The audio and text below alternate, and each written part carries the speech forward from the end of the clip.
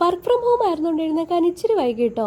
ഫ്രഷായിട്ട് താഴെ വന്ന പനിയുമ്പോൾ നല്ല സുടായി ഇഡ്ഡലിയും ആവി പറക്കുന്ന കുറുകിയ സാമ്പാർ റെഡിയാക്കി വെച്ചേക്കുന്നത് എൻ്റെ ഫേവറേറ്റ് ആയതുകൊണ്ട് തന്നെ ആദ്യം ഞാൻ തകർത്താൻ കുറച്ച് നേരം വർക്ക് ചെയ്തിരുന്നു കേട്ടോ. അപ്പോഴത്തേക്ക് തണുത്ത എന്തെങ്കിലും കഴിക്കാൻ തോന്നി. ഫ്രിഡ്ജ് തുറന്ന് നോക്കിയപ്പോൾ തണ്ണിമത്തനുണ്ടായിരുന്നു.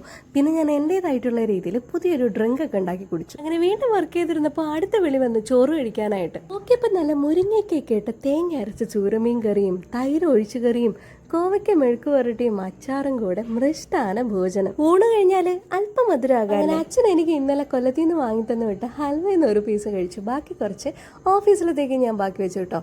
മധുരം കഴിച്ച് മത്തായിട്ട് ഞാൻ സുഖമായിട്ട് കഴിഞ്ഞിട്ട് ഒടുക്കത്തെ വിശപ്പ്. കിച്ചണിൽ പോയി നോക്കിയപ്പോൾ രാത്രിത്തേക്ക് ഉണ്ടാക്കി വെച്ച ചക്കയും മീൻകറിയും കണ്ടു.